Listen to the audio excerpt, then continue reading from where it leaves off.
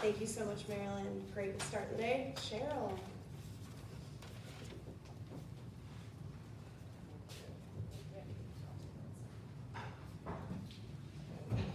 Good morning, everyone. My name is Waccamaw, which loosely translates to soaring eagle. Before we get started, I want to read the Land Proclamation. And this was developed as I stepped into the role of the chairperson for South Carolina Idle No More.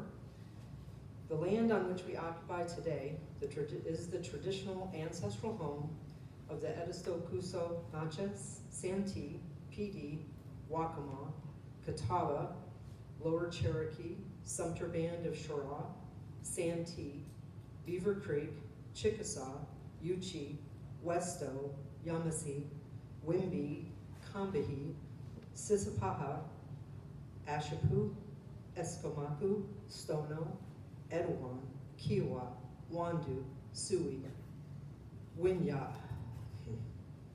Wateree, Eno, Chakari, Wasamasa, Shukari, Chicora, Waccamaw, and many others. That's South Carolina. Just pause for a moment. These are Indigenous peoples of South Carolina, past and present. Without them, we would not have access to this gathering. We take this opportunity to thank the original caretakers, and we honor with gratitude the animals of the land, water, and air as well. We do not claim to be those who came first, for it was our brothers and sisters, the forelegs, the winged, swimming and standing relatives who were the first inhabitants of our, excuse me, and our first ancestors, and they were created first to be our teachers and our guides. So this calls us to commit to continuing in the ways of our ancestors, to remember how to be better relatives to the land we inhabit, as well as protectors of the water, air, and all that's crucial to life. I think it's important to start out and understand that, but I also think it's important to say that I am very grateful to the Nature Conservancy for inviting me to speak. At first, I want to talk about the context of equity in the context of, about equity in the context of resilience. And how do you define equity in the context of resilience? Well, we're going to look at equity, defining equity versus equality, two different things, and equities that are born from inequalities, barriers to equity as systemic issues, and then as far as resilience, take a look at resilience and break that down. And resilience and actually learning from the past and how we do that daily. Nature is also resilient too, we've already heard that. I believe it's important to understand how we got to this place of inequity in order to help identify the barriers to inequity and nature-based solutions. Equity is a component of environmental justice, which is defined by the EPA as the fair treatment and meaningful involvement of all people regardless of race, color, national origin, or income with respect to the development, implementation, and enforcement of environmental issues. Very nervous. This is the very first time doing this presentation, and I apologize, so I'm not going to get it right. Perfect. Right. Okay. So to define equity in the context of resilience, I want to first explore what equity means. And there's that slide that we're sharing. So equity provides for fair and just treatment. And when you look at this, we understand equity means not equality, because not all people are equal, and that inequities are actually born from inequalities. Barriers to equity actually are systemic issues. They're threaded throughout what we live in today. The policies, the laws, those things. Those are systemic issues. And then equality, well, equality says all people are treated the same. And that would be good, but are you going to treat your 2-year-old like you do your 20-year-old? No. it fails to recognize our differences. And there are differences, each and every one of us, where we grew up, how we learned, the things that are meaningful to us, our culture, so perceptions, all of that. And in reality, what we should be doing is celebrating our differences. So I'm gonna do something which I really should have gotten 2 bags, but this might work out really well. I'm gonna set this down and ask if we can go around. There's a bag of Werthers, and as each person in the front of the room, you're gonna take some Werthers, okay? Pass it back. Sorry, guys in the back, you're probably not gonna get any. That's what equity is. And I was gonna do Snickers, but then I thought, peanut allergies. So, Mark, you look like a guy that needs a few. Oops, sorry. We're gonna give you a few. Just, if you don't mind, just start, grab some Werthers out. Don't be afraid. You can be kind of greedy. Pass it around the room. What I really want to demonstrate. What I want to demonstrate with this, as you get your, okay, he's breaking the rules. Omar, you're not supposed to share. That just devoids the point. So, as we can see, we're not all starting group 1, group 2, group 3, and see, I didn't know what it was going to be like here, so I said, well, I'm going to break the room into 3 groups. Group 1's going to get, well, as you can see, group 1, that's the green, a lot. You're pretty well taken care of. You're starting from a really good point. You got lots of Werthers, some for later even. In group 2, you're doing okay, you're going to survive. Group 3, you're just, you know what, you're okay on food, but the income, education, and housing, not so much. So the reason why this is done and why I'm doing this is to demonstrate that we do not all start from the same place. And enjoy those Werthers, those are my favorite. Except for they stick in your teeth, really bad. But we don't all start from the same place, and we can recognize that, and equity actually is born from inequality. Inequality in the respect of we didn't all start from the same place. And equality would be we all are treated the same way, right? So I want to be able to give you a little bit of history. Because I think it's important for us to understand history, to see where it is we need to go. Maybe, hopefully, we don't repeat what we've already done. We learn from it. And I'm presenting this in support of the activity that we just did. So I'm going to share and talk a little bit about what I've learned from an Indigenous perspective. The early proprietors and colonial financiers of that, they came here. This was a project. This was a business project. That was what this was. And they developed these exclusionary tactics which displaced the Indigenous people, preventing access to land and water. And this resulted in food insecurity and the disruption to their livelihood, the livelihood and the culture and the heritage of the Indigenous people. And you have to understand, Indigenous people did not own land. So a lot of people will say it's really awful that Indigenous people's land were taken from them. But there was not that relationship to the land. There wasn't a dominion, so to speak. But it did impact people. So additionally, the early creation of what was coined as the Board of Commissioners of Indian Trade, they implemented in part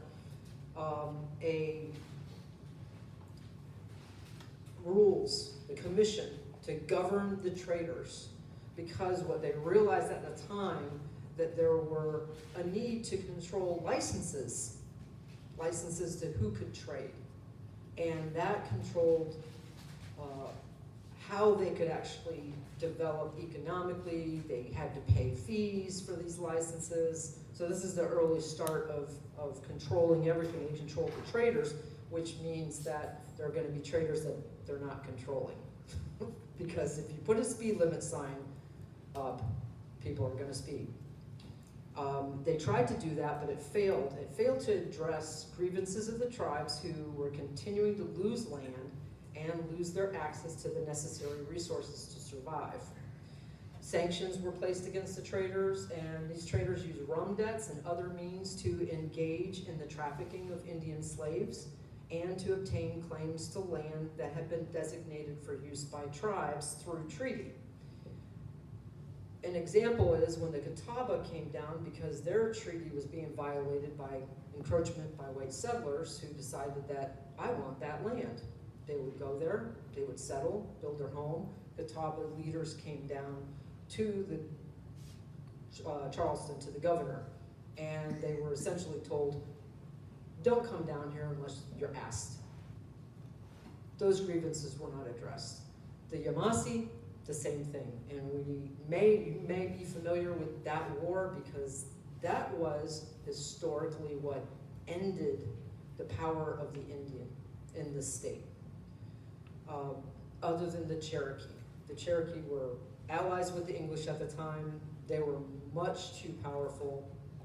The Catawba was still pretty powerful at the time. So you had two entities, tribes, nations, that ended up being formalized treaties, and here's your land. The rest of us, the Waccamaw, absorbed into areas that were little small settlements of land, and you're going to move here and move there. But the lack of formal treaties with the smaller tribes, it meant that they could be easily forced to relocate from one place to another, and oftentimes the land that they were being relocated to was unsuitable. It wasn't able to provide sustenance, but they did something. They adapted.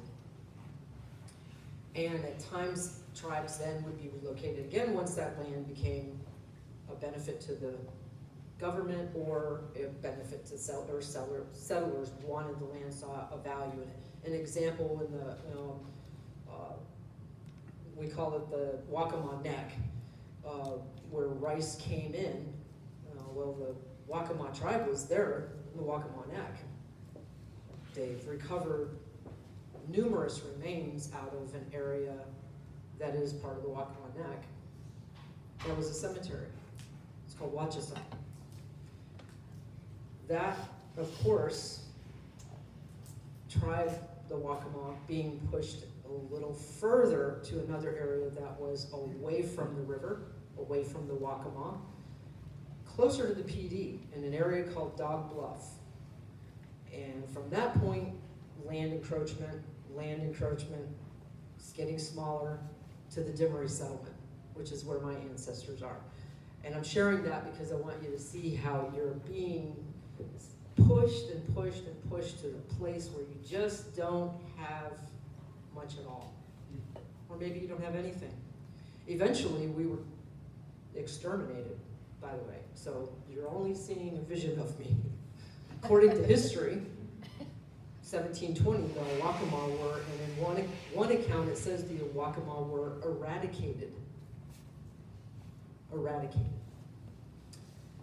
And we know historically that's not true, but that's the narrative. So going on, they developed these things called removal treaties. And the treaties actually it was during the time of the rise of the plantation system. And these were used all throughout colonial times, and they actually became the template for the later removal of the Cherokee and the justification for that. And this system also gave rise, or increased, I should say, the transatlantic slave trade, this plantation system, because there was a need for capital, people. And I'm going to show you this. I thought this was really interesting. In this colonial plat of Granville and St. Helena Parish, from 1730 to 1740. So as the cadastral plats are laid out, and this is how they did this, they would box the land, and I'll kind of explain that in a minute. This one shows, as you can see, over to the right side of the map, pretty much where we're at today. There really wasn't much going on. Land wasn't really kind of seen as valuable because they really couldn't do too much with it. So they didn't survey it that way. But as identified by Linda Pett Conklin in Cadastral Surveying in colonial South Carolina, the proprietors of South Carolina devised explicit policies on how lands were to be divided among the Carolina settlers. They decided from the beginning that the entire province be surveyed completely, and that land units should be squared off into baronies, seigneuries, and colonies. And during this tumultuous time of settlement, surveys for land grants did not include the swamps and marshes, as they were seen as having little to no value. And that's demonstrated again in this colonial map. However, in other locations that changed with the introduction of the rice crop, as I said before, and land was often designated for Indian settlement. Then when it became valuable, it was no longer Indian settlement, as you can understand. And it is important to understand that all through this time, the Indigenous people had no established rights to ownership of land under the colonial system, so those are the barriers. The only mechanism was through treaties, and those were violated repeatedly. So therefore, we can identify that the unequal treatment and intentional barriers were constructs established at the onset of colonization. So we're going to talk about resilience, move on to that, and that is about the ability to adapt in the face of adversity. I'd say the Native American has done pretty well. So it's the African American. So you can think of resilience, and this is one of my favorites because I always think of ducks as being one of the most resilient little creatures on the earth, and they kind of make me think of at times that they're teaching me something. They've taught me how to be patient as they decide that they want to walk across the road with their entire family, cousins and all. It's amazing, and they don't get in a rush. So we are going to look at that, but we also know nature is resilient, and ducks, well, you've heard the phrase, water off a duck's back. Pretty resilient. They've developed that. But if you think of in spite of, and you can fill in the blank here for you, anybody that you have had an experience with for your family, in spite of having cancer and being told you have 6 months to live, you live for 5 more years. That's my cousin right now. 18 months of chemo treatment when she was told, get your affairs in order. You're going to be gone in 3 months. In spite of. That's resilience. And that's what we are made of, humans. So what do humans do in the face of adversity? And we're sitting today in a place that demonstrated that. Form coalitions of like-minded people and community organize. Press for change through activism. Use hope and wisdom to persevere. Traditional cultural knowledge. And nature's response is to adapt and transform as a result of an event or occurrence. Again, water off a duck's back. I'm wondering, did ducks always have the ability to have water just go off their back? Or was there a time that they didn't? Good question. So they build physical defenses to survive. I was just watching that last night on National Geographic and about a creature that's actually adapting. It's like amazing when you look at the ocean and what they're doing to change and adapt to survive to what the change in water temperatures are and climate change and what that's causing. They also learn very much from the world around them, something that we tend to fail to not do. We forget that we're learning supposed to learn from the world around us. We teach our kids through little animal stories, but then we forget the significance of the animal actually teaching us as adults. So, as we look at this, we understand that animals, nature, is really incredibly smart and resilient and adaptable. And I'm just going to say, if anyone wants to find strategies, just ask nature. And that's a link if you want to check that out. We really can learn a lot from the world around us. And in the context of the environment, resilience is seen as supporting infrastructure and land development or management that helps to protect the ecosystem. And as humans, we're an integral part of that ecosystem. And we've been operating far too long in a way that is outside of the system. Where equity coincides is recognizing that there are adjustments needed to counter the imbalances, both on the human side and the ecological side of the scale. And I believe that nature is the best teacher of resiliency.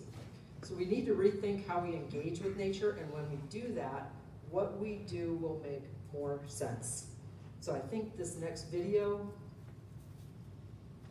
will help us understand what happened. Okay, let's try it this way. It's not connected. Oh, it's not? Maybe I'll get up that lunch. Okay. Well, this is a really powerful video. If you get a chance to, I thought we were internet provided. Okay.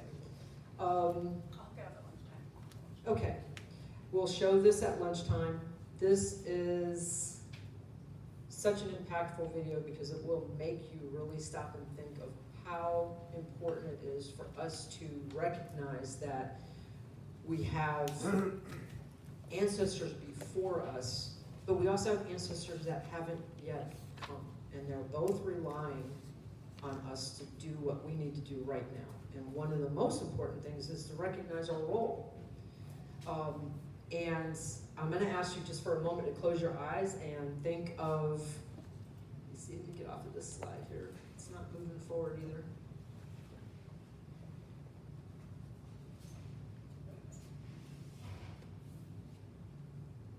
Okay, hold on, I got it.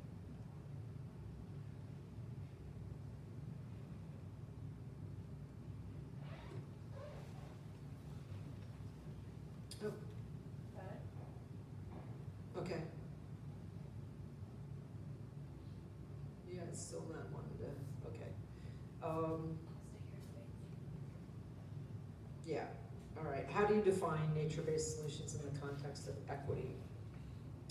So I'm asking you for a moment, close your eyes and think of yourself not as independent of nature, but as an integral part of it. And definitely the video would have helped for you to be able to kind of get to that place. But our relationship with nature has been imbalanced. And the solutions require that we first bring it back into balance and then recognize or remember our role. Something that we're doing currently at the Waccamaw tribal grounds, the remaining 20 acres of well over 1,000 acres of land that was once inhabited by the Waccamaw, is developing a natural habitat. Well, we have a natural habitat. We're making sure it's going to stay protected. And we're going to devise programs, kind of like what Marilyn was saying. I'm going like, wow, that's the direction we're going. And more of an environmental education and cultural education connection. Because what we realize is that our kids are connected to their devices. They're not connected to Earth. And these things are all good to a point, but they're forgetting.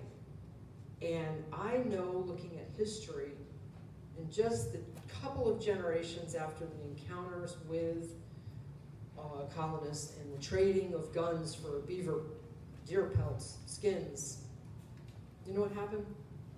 It's said in the historical context of the natives have even forgotten how to make a bow. That was 2 generations. So I know what'll happen is eventually our kids are just gonna forget. And maybe as some of these species go away, they're not even gonna know what a beaver was, because maybe the beaver's gone. So we're trying to bring in a gentleman, Rick Huffman, Earth Design, to do a strategic plan, master plan, bring in opportunities for education, for environmental education for our youth. We already do our 30th year of doing our powwow. We do 2 school days, which brings in anywhere from about 600 to 1,200 children in the area in a 2-day period. Yeah.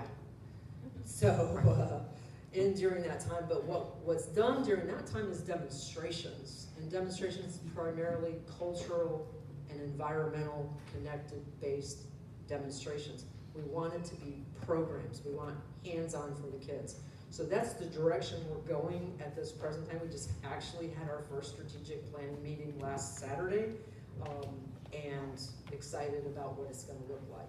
Living museum, environmental education, actually helping to protect the habitat, conservation, and who knows, maybe we'll get some of our original land back and we can protect it from being repeatedly timbered and harmed and developed, because that's the next step, is just rampant development. Horry County is #1 for development and changing their zoning and making sure that they're not really following their 2040 vision. But that's another story, another presentation. So we're going to go back to what are nature-based solutions. It is, yeah, it's not.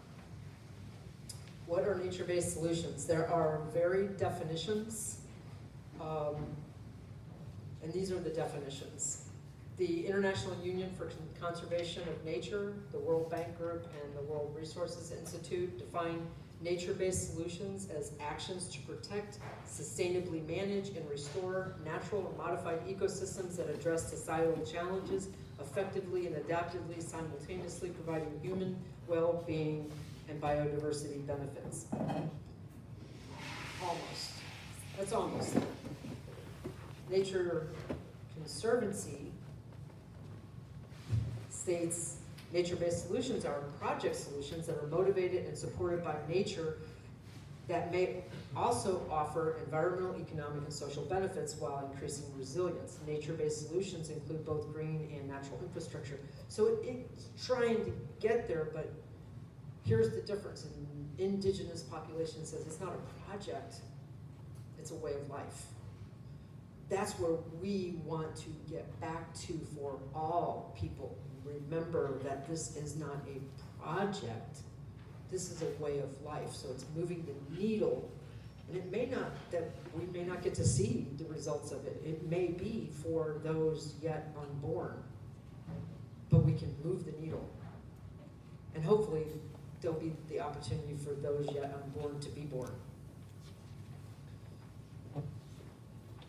The next is the National Oceanic and Atmospheric Administration.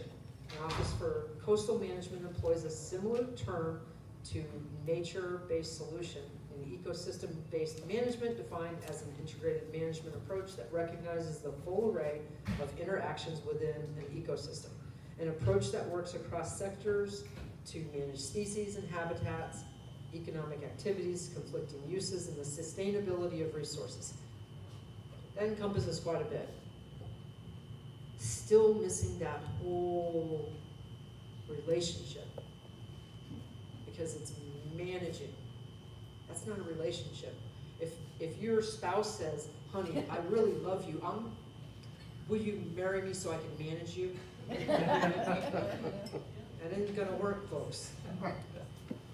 So U.S. Army Corps of Engineers uses yet another similar term, engineering with nature, or the intentional alignment of natural and engineering processes to efficiently and sustainably deliver economic, environmental, and social benefits through collaboration.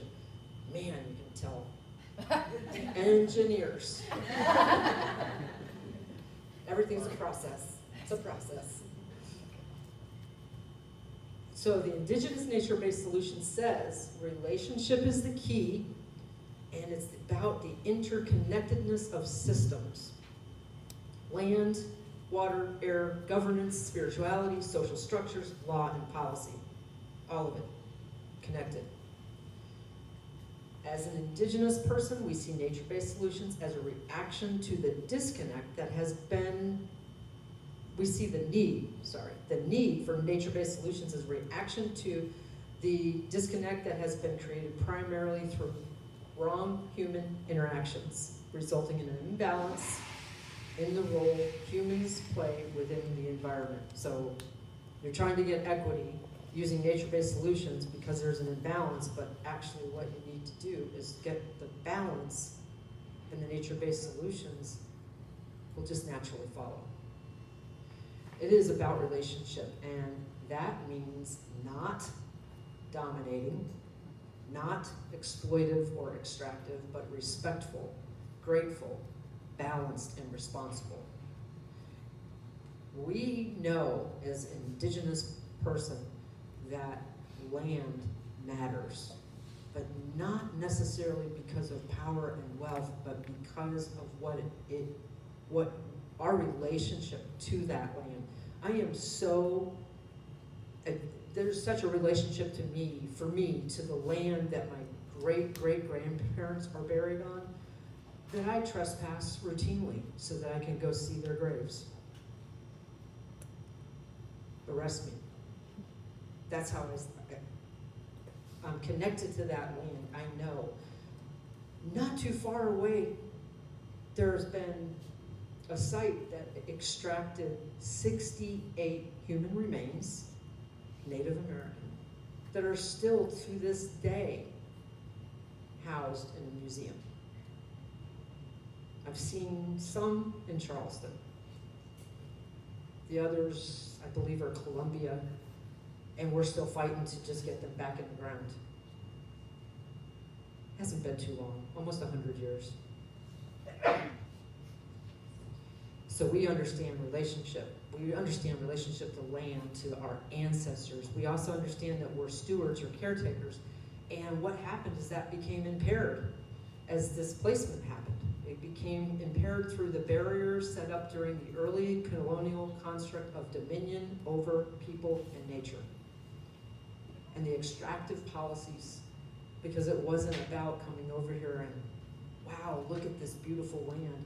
What was this land going to give us? How were we going to make money? They were financiers.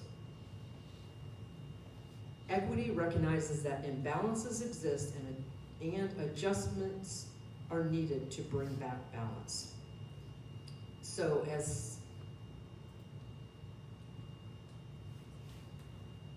somehow I missed one. Okay. As stated by Coulthard, Indigenous peoples are guided by a system of reciprocal relations and obligations taught by living in relation to one another and the natural world in non-dominating and non-exploitive ways. And this connection extends to more than just physical territory, represented by the connected concepts of land, water, air, governance, spirituality, social structures, and the law. And I'm showing this because our current Secretary of the Department of Interior has been amplifying this as she's leading on things that have to do with land and land management and what needs to happen. And during the Nature-Based Climate Solutions Conference hosted in Ottawa, Canada, members of the Indigenous Caucus delivered a statement which thoughtfully articulated the gap. Because, folks, let me tell you today, there's still quite the gap. The current framing of nature-based solutions continue to conceptualize humans as separate from nature, co-modify nature in terms of balance sheets and offsets, finance, and views the land and water as void of Indigenous peoples and open for development. Clearly, we need a complete rethink. We need every person and every tool, just like what's up here, what's been said. We need every person and every tool because we're facing climate crisis and biodiversity crisis. We need to ensure that Indigenous people are at the table, part of the conversation, not to be a threat. I have learned in the time that I've been searching, soul searching, understanding, and grieving, which is part of what that video is, grieving the loss, the cultural loss, the connectivity loss, the community loss. And all of that during that time has brought me back to a place of just deep, great respect for the land and understanding how important it is, because we're living in the time of turning, and we have two directions we can go. One, mass extinction, and we'll probably be the ones that'll be gone. Other species will likely adapt, because you know what? They're smarter than we are. The other is we address the biodiversity crisis, the climate crisis, we start moving the needle, and you know what? We might still not be around, but maybe some of our ancestors in the future, the ones that are still out there saying, do something, we want to survive, do something. We're called to action, we're called to be stewards, we're called to move the needle, and that's the nature-based solution I can offer today.